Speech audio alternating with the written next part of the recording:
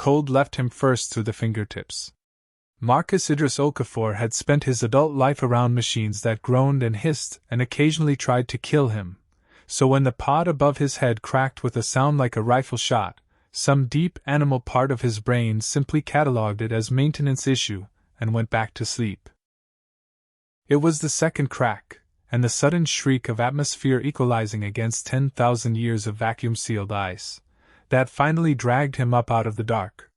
He came awake the way a drowning man comes up for air, violently, with his whole body fighting the liquid gel that had kept him alive, his mouth opening on a scream that came out as a wet, wordless croak. Lights flickered somewhere above him, a sick amber emergency glow. His HUD, when his eyes finally focused enough to read it, blinked one line over and over. Cryosleep duration, error, value exceeds display parameters. Marcus laughed. It hurt his ribs to do it. That's a new one, he thought. In 11 years working station maintenance on Kepler Depot 9, he'd seen error codes for everything from reactor bleed to raccoon infestations, don't ask. But he had never seen a system just give up and refuse to count that high. His body did not want to move. Cryosleep, even the emergency kind that had been forced on him in the last chaotic minutes before the evacuation, was supposed to leave a person with maybe a day of stiffness, some nausea, a headache you could sleep off. What Marcus felt instead was the ache of a body that had spent an unthinkable span of time on the very edge of failure, kept alive by systems running on fumes and improvisation, patched and repatched by nobody, correcting for entropy with nothing but dumb, stubborn engineering. He owed his life, he would later understand, to the fact that whoever designed Depot 9's cryo bay had over-engineered every redundancy out of sheer bureaucratic paranoia. Someone, a long time ago, had insisted on triple backup power cells nobody thought they'd ever need. Someone had been right. He got the pod hatch open through main force and a crowbar he found, absurdly, still clipped to the emergency locker exactly where station protocol said it should be. The station protocol. The same protocol he'd helped write. Someone, a long time ago, had done their job well enough that a crowbar was still waiting for him. Nobody else was waiting for him. He called out anyway. Stupid, he knew it was stupid even as he did it, his voice cracking on Petra's name, and then on the names of half the skeleton crew who'd been on shift the night of the evacuation. Halvorsen, Boone, the twins from hydroponics whose names he never quite learned to tell apart. The corridor swallowed his voice and gave nothing back but the tick and creak of metal adjusting to a warmth it hadn't felt in longer than civilizations lived. Depot 9 had been a modest research and relay station orbiting a dead moon nobody cared about, the kind of place the Confederated Human Systems parked people who were good with tools and bad at politics. Marcus had been exactly that kind of person. He remembered the evacuation order. Remembered it as a fog of red lights and someone screaming about Directive Ashfall over the comm. Remembered his supervisor Petra shoving him bodily toward the cryo bay because the shuttle was full and someone needed to stay conscious to keep the reactor from going critical. Remembered the door sealing behind her face, calm in a way that still didn't sit right in his memory. Calm like she already knew what was going to happen and had decided it was fine. He did not remember anything after that. The catastrophe, whatever it had been, had happened to a species he no longer had access to. Now he stood in a station that had been reclaimed by ice so old it had its own geology, stalactites of frozen coolant hanging from conduits that had rusted through in some places and, weirdly, been repaired in others. Patched with material he didn't recognize, dense and faintly luminous, applied with a care that felt almost reverent, like a museum conservator restoring a fresco rather than an engineer fixing a pipe. That should have been his first clue. He was too busy shivering to notice. He walked the station for what his cracked chrono told him were 6 hours, though later he'd learned the internal clock had drifted so badly the number meant nothing. He found the mess hall, its long tables buried under drifted frost, a coffee mug still sitting exactly where someone had left it, handle turned companionably toward an empty chair. He found the observation deck, its viewport fogged with a decade, or 100 decades, of microfracturing, the dead moon outside rendered as a smear of gray behind the damage. He found, in the administrative wing, a wall of photographs that had somehow survived, curling and sun-bleached in a light that hadn't reached them in 10,000 years, and stood in front of them for a long time without being able to make himself cry, because crying required a kind of comprehension he didn't have yet.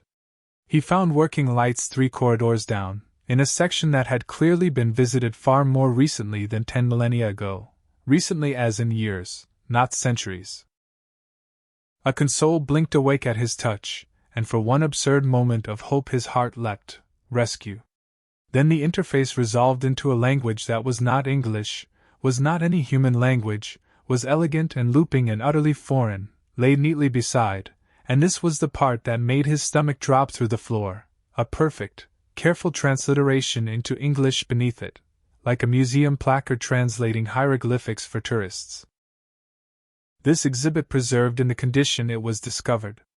Please do not touch the artifacts. He was the artifact. He sat down on the cold floor in front of that console and, for the first time since the pod had cracked open, allowed himself to actually think about what the words implied. Someone had been here. Someone had catalogued this station, tagged its relics, left placards for future visitors, and then, respectfully, carefully, left it exactly as they'd found it, the way you'd leave a grave undisturbed. Someone considered this a sacred site. Someone considered him, whatever remained of him, a sacred site. They came for him within 36 hours, and by then Marcus had figured out enough, from wall placards, from a data slate he'd found and puzzle boxed into functioning, from the sheer accumulated dust of ages, to understand that he had not slept 100 years, or 1,000, 10,000. The number didn't land the way he expected. He'd braced for grief, for the specific ache of missing someone he loved, and that came later, in waves, in the middle of otherwise ordinary conversations for months afterward. What hit him first, sitting alone on an overturned supply crate waiting for whatever came next, was something stranger. A kind of vertigo, the sense of being a single frame excised from a film and spliced, badly, into a movie that had kept running for 10,000 more reels without him. The rescue team, when it arrived, was not human. He'd braced himself for aliens in the abstract way anyone raised in a galaxy with 3 known intelligent species braces themselves. He'd shaken a Corvidi trade rep's 4-fingered hand once at a supply conference, and thought nothing of it. But the beings who came through the station's outer airlock in gleaming void suits, who found him sitting on that overturned supply crate with the calm, hollowed-out patience of a man who has run out of ways to be afraid, were something else. Fox-featured, digitigrade, tall and lean with fur in shades of rust and silver and deep umber, ears swiveling independently to track sound, tails held with a controlled elegance that spoke of centuries of etiquette built around the fact that a tail says what you're trying not to say with your face.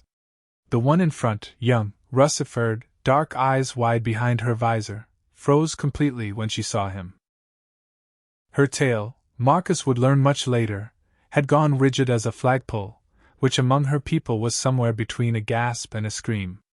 She said something. The suit translated it a half-second later, synthetic and toneless. "Oh," the translator said. "Oh, ancestors. Oh, you're real." Behind her, the rest of the team had stopped moving entirely. One of them, older, heavier built, silver going gray at the muzzle, actually knelt, right there on the frost-slick deck plating, murmuring something the translator rendered only as untranslatable, ritual invocation, first memory liturgy. "I don't," Marcus's voice cracked. He hadn't used it in what felt like days, though his body insisted it had been 10,000 years, and neither number felt real. "I don't know what's happening. Please. Is this a rescue? Are there more of you? Is there anyone else like me?" The young one. Lyra, though he wouldn't learn her name for another hour, took a step forward, then visibly stopped herself, the way you'd stop yourself from crowding a spooked animal, or a grieving man, or both. "You are the only one," she said gently, once the translator caught up. "As far as any record we have ever found. You are the last human being alive in this galaxy, Marcus Okafor." She read his name off a tag still clipped, absurdly, to his cryosuit. "And I am so sorry, and so honored, and I have absolutely no idea what to say to you that will not sound like something out of a bad historical drama, so I am simply going to say, you must be freezing, and frightened, and we have a ship with real food and real heat, and you do not have to decide anything else today. Just come with us. Please." That was Lyra Vishenko-Oshkai Sorentha, historian, 29 years old by Vulpine reckoning, and she would later admit. Much later, long after the two of them stopped needing translators to understand each other at all, that in that moment she had genuinely considered fainting, and had only stayed upright out of professional embarrassment. News moves faster than starships. That had apparently been true 10,000 years ago, and it was still true now. By the time Marcus was aboard the relay cruiser Ashkena's Promise, wrapped in a thermal blanket that smelled like ozone and unfamiliar spice, wrung out and shaking and still not entirely sure this wasn't an elaborate hallucination brought on by cryo-damage, the story had already outpaced them. "Last human found alive," said one feed, translated helpfully by the ship's systems onto a scrolling display Marcus couldn't stop staring at, the way you can't stop touching a bruise. "First race survivor. Myth made flesh.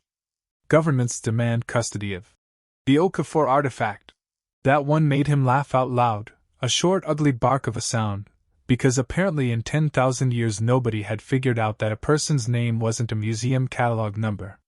He tried to explain this to Lyra, who sat across from him in the cruiser's small medical bay with a tablet full of preliminary questions she clearly wasn't going to ask yet, because she could see he was drowning. "They're going to fight over you," she said instead quietly. Her ears had gone flat, an expression he hadn't yet learned to read as worry. "The Sundrift Compact will claim archaeological priority. The Temple of First Memory will claim spiritual custody. The Coalition trade houses will simply try to buy you, because that is what trade houses do. I would apologize for my species, except I am fairly certain your species would have done the same." "You're probably right," Marcus admitted.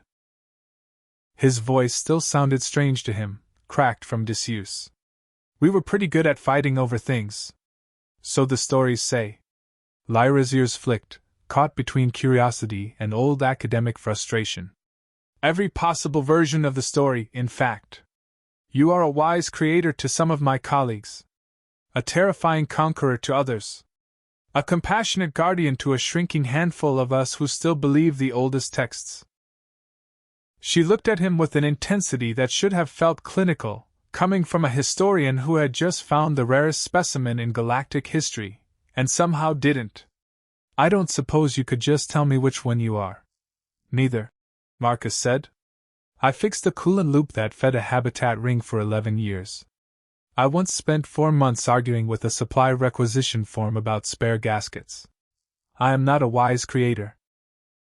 I am not sure I even know what my species was, not the big capital letter version you've built temples to.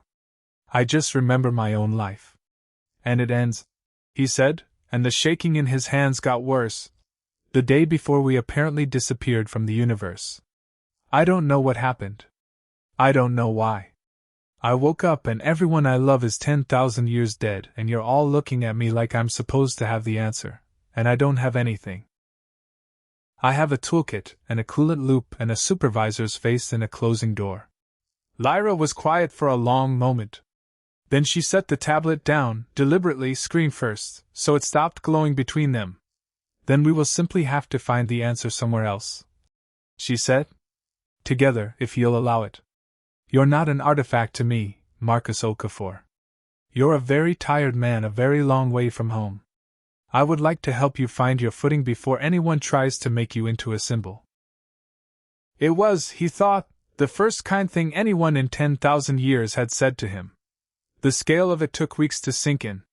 The Vulpine ascendancy, along with the Coalition worlds, the Sundrift Compact, and a dozen smaller polities Marcus's translator earpiece struggled to keep straight. Spanned better than 400 systems, threaded together by jump corridors that human engineers, Marcus learned with a strange, aching pride, had first theorized in equations still taught in Vulpine academies. Not built. Theorized. Humanity had vanished before finishing the job, and it had taken the Vulpines another 6,000 years of their own effort to make the jump network real. Lyra took him, in careful, secretive stages, to see some of it. Not as a tour, exactly, since half the galaxy was still screaming about jurisdiction, but as a kind of gentle triage, letting him absorb the scale of the new world in pieces small enough not to drown him. They went first to Corvain Prime under false transit credentials and heavy disguise, Marcus wrapped in a hooded traveler's cloak that made him look, Lyra assured him, like nothing more exotic than an unusually tall, oddly proportioned tourist from the outer reaches. The Temple of First Memory rose out of the planet's equatorial plane like a frozen wave, 700 meters of pale stone spiraling upward in a shape that made Marcus's chest hurt before he understood why. "It's a double helix," he said. That's a DNA structure. Someone built a cathedral shaped like a DNA structure. The oldest surviving human diagram we possess," Lyra said, watching his face rather than the temple. "Recovered from a data cache almost 9,000 years ago, already badly degraded. Nobody alive today remembers what it originally meant. We simply knew it was sacred to you, so we built our holiest site around its shape and hoped that was enough respect to offer people we could no longer ask." Inside, incense burned in low copper braziers, and pilgrims, ordinary Vulpines, families with kits, elderly scholars, off-duty laborers on rest cycles, moved in hushed reverence past murals depicting humanity in a dozen contradictory poses. Humans as luminous giants bestowing technology on kneeling supplicants. Humans as armored, faceless conquerors astride burning worlds. Humans as gentle, robed figures tending gardens full of every species the galaxy now knew, side by side, none above another. "They can't even agree on the murals," Marcus murmured.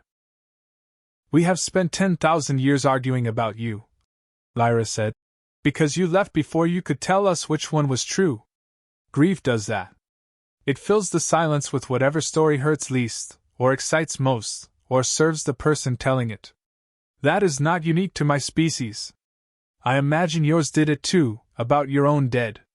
Marcus thought of Petra's calm face, of how many stories he'd already half invented to explain it to himself, and said nothing, because she was right. They visited a market district after, where children played a hopscotch-adjacent game chanting a counting rhyme in a lilting, sing-song cadence, and Marcus stopped dead in the middle of the thoroughfare because underneath the melody, warped by 10,000 years of oral transmission, was unmistakably binary, 0, 0, 1, carry the 1. Turned into a nursery rhyme by kids who had no idea they were reciting the bones of a number system. "You've been humming our math to each other for 10 millennia," he said, half laughing, half undone. "And calling it a children's game. Everything important becomes a children's game, eventually," Lyra said. "It's the only way ideas survive long enough to be forgotten and rediscovered. I would like, someday, for someone to write nursery rhymes about you specifically, Marcus.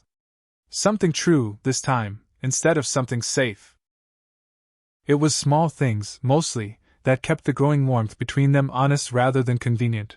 The fact that Lyra brought him actual human novels, painstakingly reconstructed from fragmentary text, and laughed, a startled, delighted bark of a laugh, ears straight up, when he told her the reconstruction had gotten the ending of one of them backward. Turned a tragedy into a farce through nothing but a single mistranslated verb tense. The fact that she asked him, one long night on a transport ship with nowhere else to be, what music had sounded like, and when he hummed the only full song he could remember, his mother's, half forgotten, wobbling and off-key, she had gone very still and very quiet and admitted that some fragment of it, some ghost of the melody, survived in a funeral rite her own grandmother had taught her. But it wasn't only warmth. There was danger in being wanted this badly, and it found them before either of them was ready. The collector's name was Vashti Oren Hawker, and he arrived at the safe house on Delvane Station with 3 bodyguards, a legal team, and an offer so large Marcus initially thought the translator had glitched and doubled the decimal point.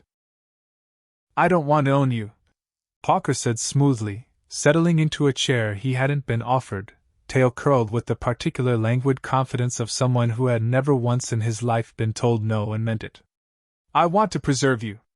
A single conversation, recorded, archived under my family's endowment for 1,000 years, released to the public only after both our deaths. You would be compensated beyond anything a compact stipend could offer. Think of the good that money could do.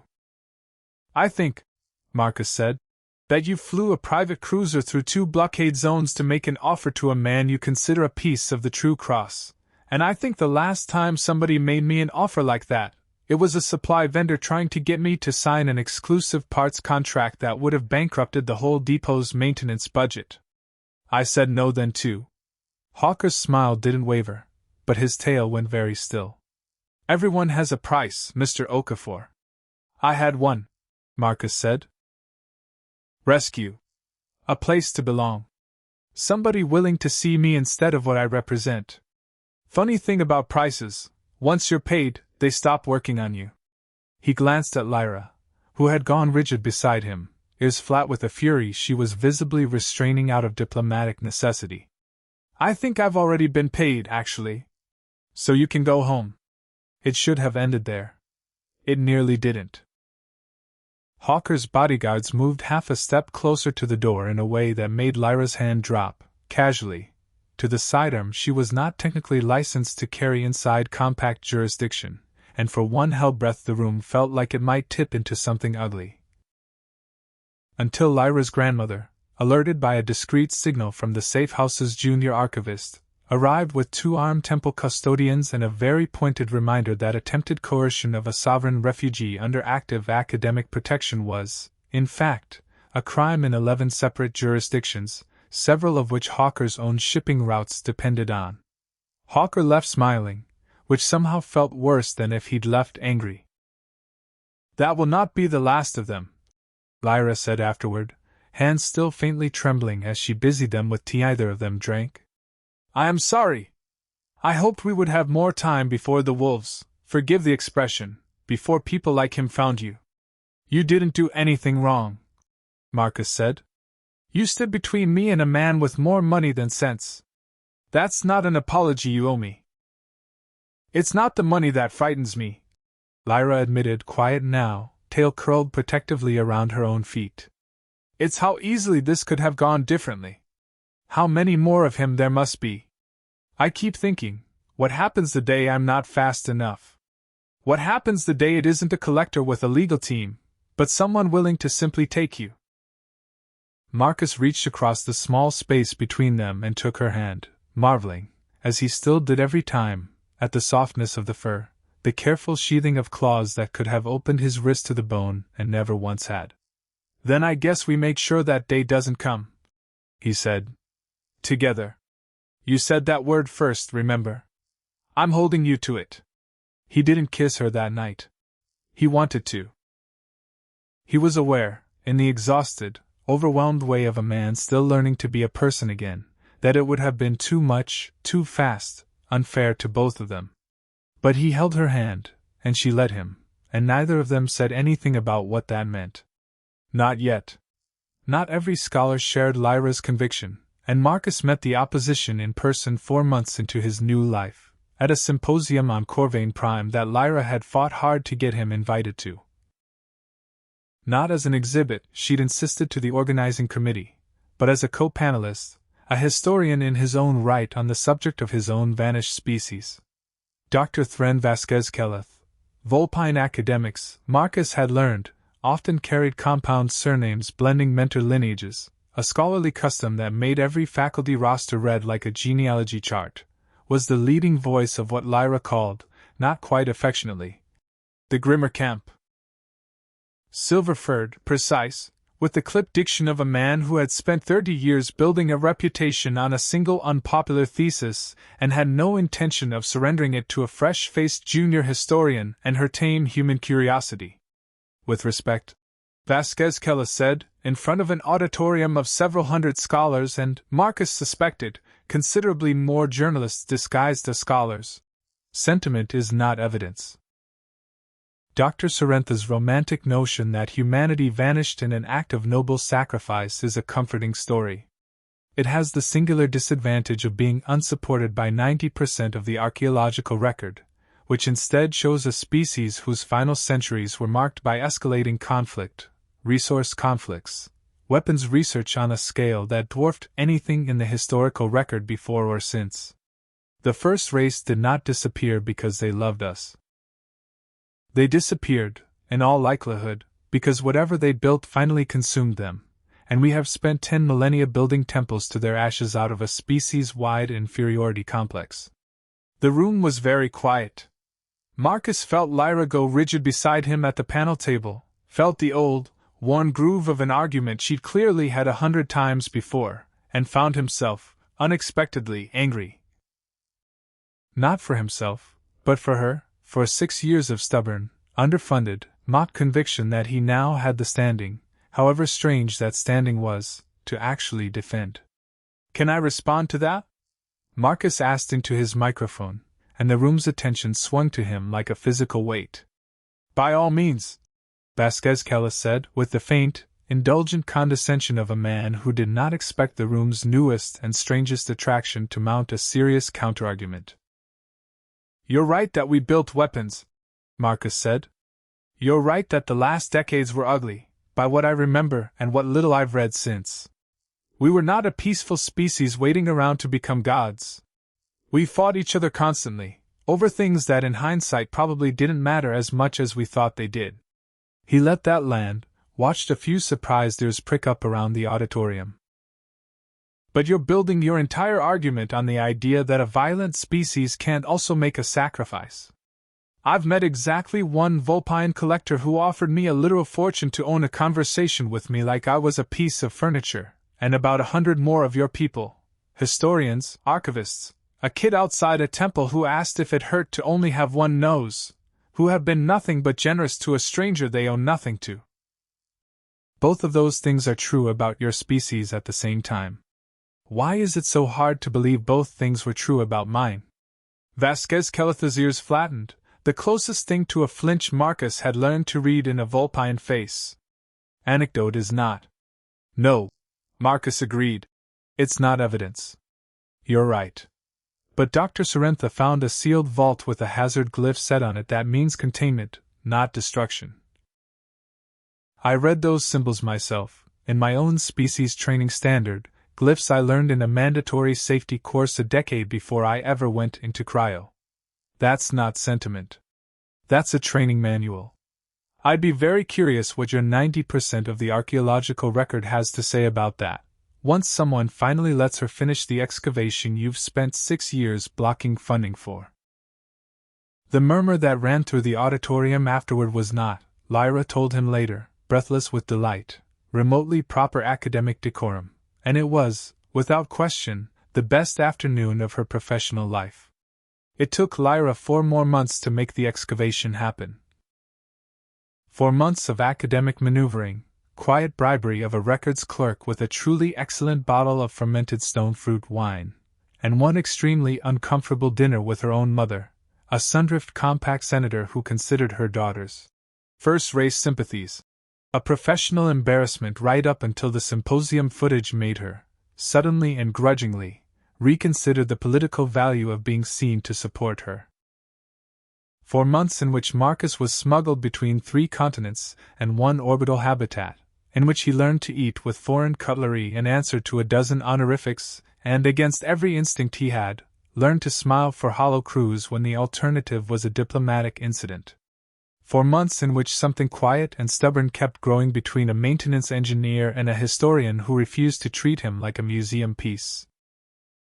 Carveni's Tertius was a gray, airless moon orbiting a gas giant nobody had bothered to name properly, and the ruins sat at the bottom of a crater like a tombstone.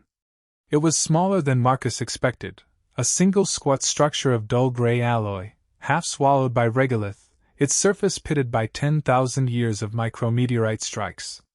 But the door was intact. Whoever built it had built it to last. And there, exactly as Lyra had said, was the script. Marcus stood in his borrowed environment suit and stared at characters that should have meant nothing to him, Vulpine scholars had spent 6 years arguing about their meaning, and felt something click into place behind his eyes like a long-jammed gear finally turning. "That's not decorative," he said slowly. "That's a hazard placard." Lyra's whole body went taut. "You can read it?" Not read it exactly."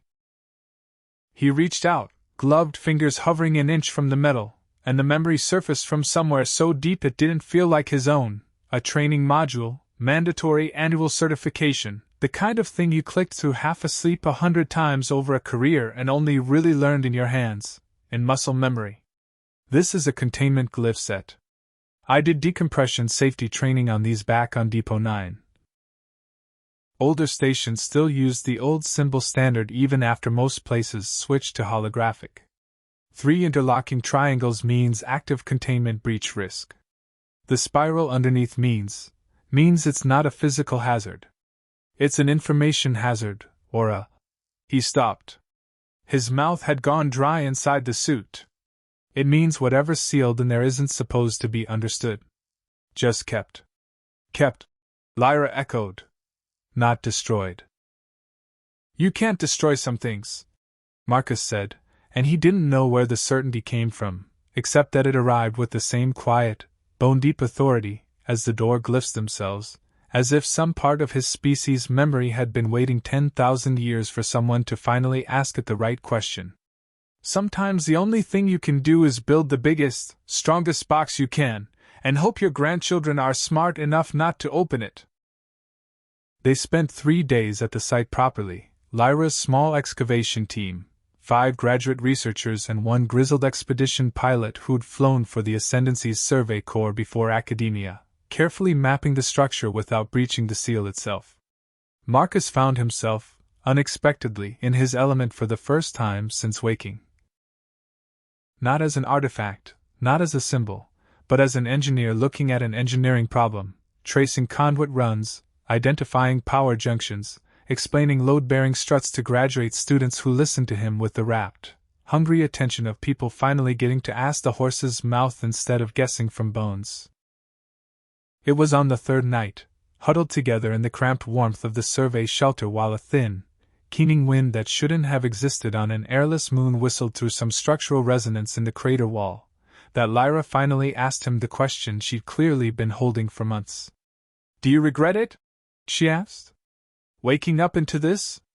Some days I think you must resent every one of us, dragging you from one obligation to the next, never letting you simply grieve in peace." Marcus was quiet for a while, watching the shelter's small heater glow orange between them. "I did, the first week," he admitted. "I resented all of you a little, honestly.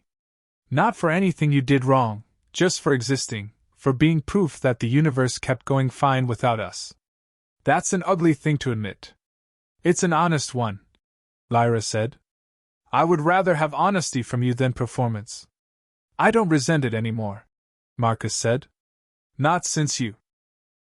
You're the reason I don't just feel like a ghost haunting somebody else's civilization. You made me feel like..." He stopped, searching for the word in a language that hadn't existed when he was born and now was the only one anyone around him spoke. Like a person again. Not the last of anything. Just a person, sitting next to another person, in a cold shelter on a moon nobody named properly, arguing about load-bearing struts.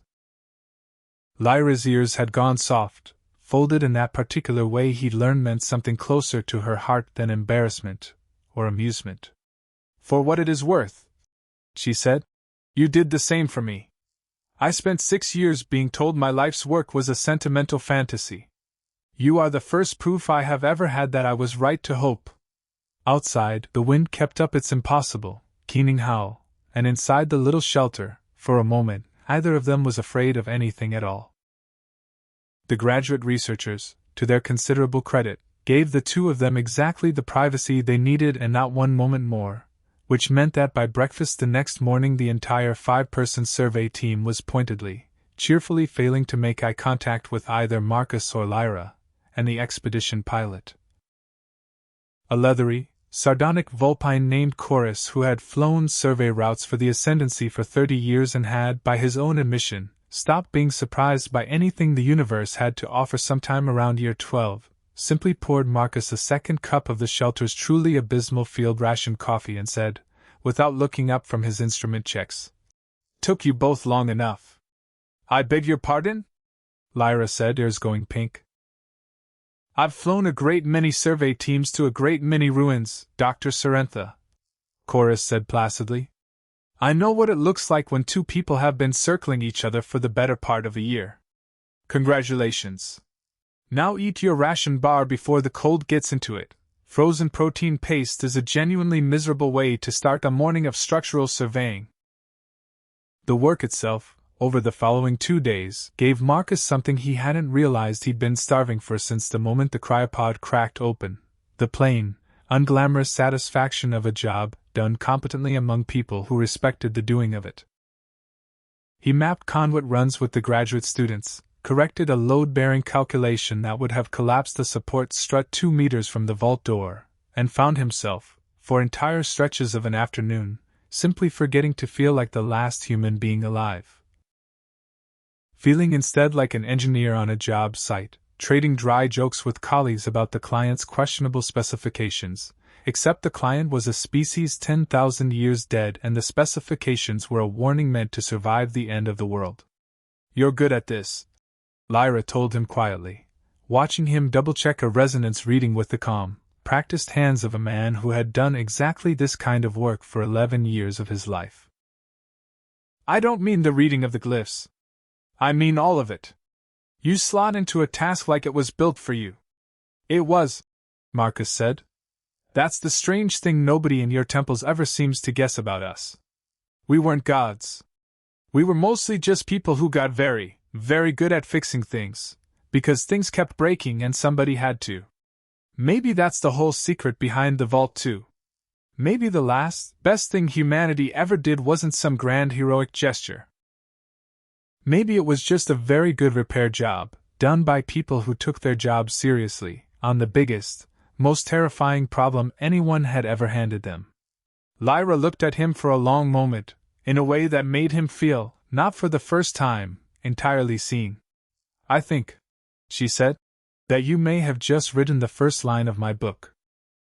It took another 6 weeks and considerably more danger than either of them expected to get real answers. 6 weeks of secretive research, of dodging a Sundrift compact, protection detail, that Marcus was increasingly sure was actually a custody team in nicer uniforms, of borrowing Lyra's word, and stealing Marcus's word, considerably more accurate, equipment from 3 separate research institutes, and of one deeply uncomfortable encounter with a Vasquez-Calith-aligned university board that tried, briefly and unsuccessfully, to have Lyra's research permits revoked entirely. What they found, eventually, deep in an archive vault beneath the Temple of First Memory on Corvain Prime. Accessed only because Lyra's estranged grandmother turned out to be a senior archivist there, and turned out to like Marcus considerably more than she liked her own daughter's political ambitions, was a record. Degraded, fragmentary, human in origin, translated imperfectly by systems that had been guessing at meaning for millennia. Lyra's grandmother, a stately, silver-muzzled Vulpine named Orena Vishenko, who moved through the archive's restricted stacks with the unhurried authority of someone who had spent 60 years earning the right to be unbothered by anyone, watched the two of them with an expression Marcus couldn't quite place until she spoke. "You are in love with him," she said to Lyra, without preamble, while Marcus was 3 shelves away pretending very hard not to have heard. "Grandmother." "I am not scolding you," Orena said. "I am simply noting it, for the historical record, since apparently that has become my professional habit. Your mother will have opinions. I find, at my age, that I have stopped caring very much what your mother's opinions are, provided the two of you are kind to each other and honest about what you're building. Now, the record you're looking for is in the 4th vault, behind the reliquary case, and I would suggest you both prepare yourselves, because it is not a comfortable read. It told a story that matched none of the galaxy's competing myths, and somehow explained all of them at once. 10,000 years ago, in humanity's last recorded decades, deep space survey teams, Marcus's own kind, Engineers and researchers just like him, just like Petra, had found something in the dark between galaxies. Not a species. Not a weapon. Something older and stranger than either, a hostile intelligence, vast and patient, that existed partly outside normal space-time, and which fed. The record's language grew strange and reluctant here, as if the ancient authors themselves hadn't fully understood what they were describing, on coherent, complex consciousness. On thought itself, and the civilizations built from it. It had found humanity first because humanity, in that era, had been loud. Expansive. Broadcasting, building, reaching. A beacon in the dark that something very old and very hungry had finally noticed. Humanity had not been able to destroy it. Nothing could destroy it. That was the terrible, central fact the record kept circling back to, over and over, like a wound the writers couldn't stop touching. But they could contain it, using a method that, as Lyra read it aloud, made her voice shake and her tail curl so tightly around her own leg it looked painful. Containment required a living anchor. A species whose collective consciousness was strong enough, connected enough, known to the entity intimately enough, to serve as the lock on the vault. And the process, once begun, was not reversible in any way that preserved the anchor's civilization intact. It would not kill humanity outright. It would simply fold them away. Remove them from the visible, active galaxy, scatter their remaining survivors into isolated pockets like Marcus's cryopod, cut them off from each other so thoroughly that they could never again present the kind of loud, connected, vulnerable target the entity had first been drawn to. Humanity's evacuation order. Directive Ashfall. Petra's calm, terrible face in a closing door. It hadn't been an accident. It hadn't been a war, or a rapture, or a punishment. It had been a sacrifice. Chosen, deliberate, made by ordinary people like Marcus so that everyone else, every species that came after, could keep existing in a galaxy that no longer had a beacon calling that hunger home. They knew, Marcus said very quietly, when Lyra finished reading. They knew what it would cost. And they did it anyway. Marcus. Lyra's voice had gone thin and careful, the voice of someone approaching an animal that might bolt. The seals are keyed to human presence. Human thought, specifically. The record is clear that the lock isn't a device, it's a pattern, a resonance, held in memory across the anchor population. 10,000 years without a single living, active human mind anywhere near the site to refresh it. It's degrading because there's nobody left to hold the lock. Marcus finished. Until 3 months ago, Lyra said, when the last one woke up. There was more in the record, fragments Orena helped them piece together over the following 2 days, accounts, heartbreakingly ordinary, of the committees and engineers who had designed the containment protocol, arguments preserved in meeting minutes about whether it was ethical to make the choice for people who hadn't volunteered, a single preserved message from an anonymous author that read, in its entirety. We did not choose this because we were brave. We chose it because someone had to, and we were the ones standing closest to the door when it needed closing. Whoever finds this, whenever you find it, we are sorry we could not stay to explain it to you ourselves. Marcus read that line 4 times before he could speak again. He wanted badly for that to not be true. For 3 days after the archive, Marcus barely spoke. Lyra didn't push him. She sat with him, brought him tea he didn't drink, and once, only once, pressed her forehead gently against his shoulder in a gesture he didn't have to be told was significant, that felt in the language of her body like the closest thing to "I'm not going anywhere" that a Vulpine could offer without words. On the second day, a message arrived from the Sundrift Compact's Central Council. Not a request this time, but a summons, thinly veiled in diplomatic language, demanding Marcus present himself for a full accounting of any information relevant to galactic security. A phrase that made Lyra's fur bristle with fury the moment she read it. They want to lock you in a facility and study whatever's in your head like a piece of hardware, she said. I have seen this posture before, in smaller disputes. It never ends with the word please. Let them try, Marcus said, and meant it, though the exhaustion in his voice took some of the edge off the bravado. On the third night, he finally spoke. "Everyone wanted a piece of me since the day I woke up," Marcus finally said, staring at the false stars of the Archive's observation dome. "Scientists. Governments. That collector who offered actual currency for 40 minutes of conversation. And I kept thinking, what could they possibly want from me? I'm nobody. I fix pipes. And now it turns out the only thing that ever actually mattered about me is that my head is apparently load-bearing for the entire galaxy's continued existence, and I don't even get a say in it. I didn't choose this. Petra chose it, 10,000 years ago, and I just happened to be the last one small enough to fit in a broken pod. You do get a say," Lyra said fiercely, ears flat, tail lashing once before she visibly reined it in. "This isn't a debt you were born owing. If you refuse..." "If I refuse, whatever's in that vault gets loose," Marcus said. "And it comes for the next loud, connected civilization it finds.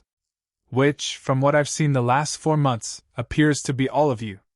He looked at her, and something in his exhausted, grief-worn face had settled into a terrible, calm clarity that reminded her, achingly, of the closing door woman in his one clear memory. "I'm not doing this because I owe anyone. I'm doing it because I've met you. I've met your grandmother, and that records clerk who cried when he heard my mother's lullaby, and that little kid outside the temple who wanted my autograph and then asked me, completely seriously, if it hurt to only have one nose. I didn't know any of you people existed 3 months ago, and now I can't stand the thought of the thing in that vault getting anywhere near you." Lyra made a sound that wasn't quite a laugh and wasn't quite a sob. "That is the single most human thing you have said to me since you told me that joke about the raccoon infestation. Is it working? You are asking me if a declaration of self-sacrifice for the sake of my entire species is working," she said, and finally, she leaned in and kissed him, carefully, cautiously, the first time either of them had let the thing between them become undeniable. And when she pulled back, her ears were flushed pink beneath the fur, and her voice had gone unsteady. "It is working entirely too well, Marcus Okafor. I would like it on record that I object to the timing." "Noted," Marcus said, and kissed her again, because apparently even the last man in the universe got to have this one good, stubborn, impossible thing, found 10,000 years too late, and exactly on time. Orena found them like that the next morning, unhurried and entirely unsurprised, and simply set down a fresh pot of tea with the dry observation that she had already begun drafting a formal letter to the Sundrift Compact Council explaining, in extremely small words, why they would not be taking custody of anyone. They did not go to the Sundrift Compact, or the Ascendancy government, or any of the institutions still fighting a legal battle over custodial rights, to a man who had already decided, quietly and completely, what he was going to do with the rest of his life. They went to Carvenis Tertius themselves, with Orena running cover and quietly leaking just enough of the archive record to the public feeds to make any attempt at forcible custody a diplomatic catastrophe, 3 weeks after the kiss in the observation dome. The vault's failing seal had grown visibly worse in the interim.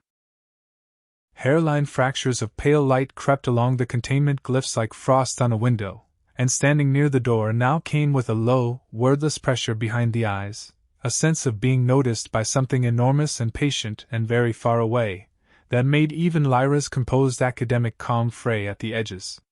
They were not alone at the crater. Vasquez Kelleth had come too. Not to obstruct, in the end, but because Orena, in a decision Marcus would later call one of the wisest political moves he'd ever witnessed, had personally invited him, betting correctly that a man who built his career on skepticism would make the single most credible witness imaginable to whatever happened next. "I still do not believe the sentimental version of your history," Vasquez Kelleth said stiffly, standing at a cautious distance from the fractured door, ears flat against the low pressure radiating from the seal. "I am here because Archivist Vishenko is, infuriatingly, usually right about these things, and because if something is about to happen that changes the historical record permanently, I intend to be the one who documents it honestly, whatever it turns out to say about either of our theories." That's all we're asking, Marcus said. Just watch. Whatever happens. The record said the lock requires a resonance, Marcus said, reading through the last untranslated pages one final time by suit light. Not a sacrifice. Not a death. A presence. Someone who remembers being human, standing close enough, long enough, for the pattern to re-anchor. He looked at the failing door. I don't have to disappear again. I just have to be here. Really here. Not performing for cameras. Not being an artifact. Just being a person, in front of this door, remembering everyone I lost, out loud, so it has something solid to hold on to again. Then I'm staying with you, Lyra said immediately, before he'd even finished the sentence. Lyra. You said it yourself? The lock holds on presence, on memories shared aloud, on connection. Her chin lifted, stubborn in a way he'd come to recognize as entirely, wonderfully hers. I have spent 6 years of my life and considerably more of my heart proving that your people were not monsters, not gods, but people, worth remembering honestly, worth loving without myth. If that memory is part of what holds the door shut, then I am not leaving you alone to provide it by yourself. You are not the last human anymore, Marcus. Not really. Not since I started remembering you back. He didn't have a good argument against that. He didn't try very hard to find one. They stood together at the failing threshold of a 10,000-year-old grave, and Marcus began, haltingly at first and then with gathering, unstoppable warmth, to talk. About Petra's calm face and the joke she'd made 2 minutes before the door sealed. About his mother's half-remembered lullaby. About Kepler Depot 9's terrible cafeteria coffee and the 4-month argument over spare gaskets and the ordinary, unglamorous, entirely human shape of a life that had never once felt like myth from the inside. Lyra held his hand and, when his voice broke, took up the thread herself, telling the door, and whatever listened on the other side of it, everything she had spent 6 stubborn years learning to love about a species the rest of the galaxy remembered as either gods or monsters. She told it about the raccoon joke. About the mistranslated tragedy that became a farce. About a lullaby that had survived, disguised as a funeral song, in her own grandmother's throat for 10,000 years without anyone knowing its true name. The hairline fractures of light along the glyphs slowed. Steadied. Then, gently, impossibly, began to knit back into their old unbroken pattern, glowing not with the sick, straining light of before but with something calmer. Something that looked, if you squinted, almost like it was listening, and had finally heard enough to go back to sleep satisfied. The pressure behind Marcus's eyes lifted like a held breath finally released. Behind them, Vasquez-Kelleth had gone very still, ears forward, tail utterly motionless. The posture, Lyra would tell Marcus later, of a Vulpine scholar in the presence of evidence he could not argue with, no matter how badly some old, comfortable part of him wanted to. I withdraw nothing about the violence in your species' record, he said finally, quietly, into the silence. But I withdraw, effective immediately, my objection to Dr. Sorrentha's thesis. Whatever else you were, Marcus Okafor, you were not only ashes. Something like this does not hold on ashes alone. It did not fix everything. The Sundrift Compact was furious about the unauthorized expedition for exactly as long as it took Orena to release the full archive record to every news feed in 400 systems, at which point furious became something closer to reverent, and the ownership disputes over the Okafor artifact, quietly, permanently died, because you cannot file a custody claim on a man the entire galaxy now understood had personally kept the universe's lights on through nothing but stubborn, ordinary love. Vasquez-Kelleth published a retraction that took up an entire issue of the Ascendancy's most prestigious historical journal, co-authored, at his own insistence, with Lyra, a gesture that cost him no small amount of professional pride and earned him, in the years that followed, a reputation as the rare scholar who could admit when the evidence had genuinely changed his mind. Hawker, the collector, sent one final message that Lyra deleted without letting Marcus read it, on the grounds that some doors deserved to stay shut too. Marcus never did become a symbol, not really, not the wise creator, not the terrifying conqueror, not the compassionate guardian of any temple's competing myth. He became, instead, exactly what he'd always been and what Lyra had refused to stop seeing in him from the very first frozen, disbelieving moment: a person. Tired, funny, stubborn, grieving, in love. A maintenance engineer who had once fixed the coolant loop and now, in whatever strange new life he'd been handed, mostly just fixed things that were broken, one modest, unglamorous repair at a time, on a converted research vessel that Orenna had quietly signed over to them both, over her daughter's considerable political objections. They visited Carveni's Tertius once a year, out of something that was neither duty nor fear anymore, but a kind of quiet gratitude, sitting together at the threshold of the vault, telling it small, ordinary stories, keeping the pattern warm the way you keep a hearth lit for family who might someday come home. Lyra wrote the true history at last, the one her whole career had been aimed at, and dedicated it not to the first race, capital letters intact, but simply to the people who came before us, who chose to disappear so the rest of us could stay. The wedding, when it came 2 years later, was a small, strange, wonderful thing. Held not in any temple, over Orenna's gentle protest that the temple of first memory would have been honored to host it, but in the mess hall of Kepler Depot 9 itself, cleaned and restored by Marcus's own hands over 8 painstaking months, the old coffee mug still sitting, deliberately left, on its long-abandoned table as the only guest from his old life who could attend. Vasquez Kelleth came, stiff and formal and secretly delighted to be asked. The kid from outside the temple, considerably taller now, came too, and asked, with the same earnest seriousness as the first time, whether it still didn't hurt to have only one nose. Cora stayed on as the ship's permanent pilot, on the grounds, he said, that he had already survived the two of them falling in love once, and did not trust either of them to fly anywhere important without an adult present. Vasquez Kelleth visited twice a year, ostensibly for research collaboration, though Marcus privately suspected the old scholar had simply run out of academic rivals worth arguing with and had decided, grudgingly, that the two of them would do. There were quieter griefs too, ones that never fully closed the way the vault had. Marcus still woke, some nights, reaching for a supervisor's calm face that was 10,000 years gone, and Lyra had learned not to reach for words in those moments, but simply to be present, her hand in his, until the ache passed enough for sleep to come back. She never once tried to convince him the grief should be smaller than it was. She only ever tried to make sure he didn't carry it alone. "Do you ever wonder?" Marcus asked her once, years into their marriage, watching the false stars scroll past their cabin's viewport. "What Petra would think of all this? Of you? Of any of it?" Lyra considered the question with the same careful seriousness she brought to every question about his vanished species, the seriousness that had first made him trust her, that first strange, disorienting day in the cryo bay.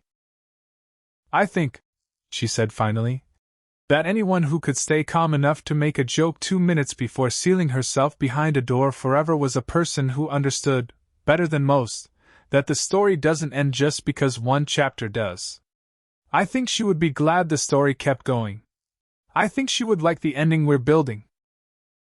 And on quiet nights, in the small cabin of their small ship, drifting between stars that Marcus's own ancestors had first dreamed of reaching, he would hum his mother's lullaby, and Lyra would hum the funeral song her grandmother had taught her, and somewhere in the middle, where the two melodies met and matched without either of them quite planning it, was the thing the galaxy's oldest myths had always been reaching for and never quite named.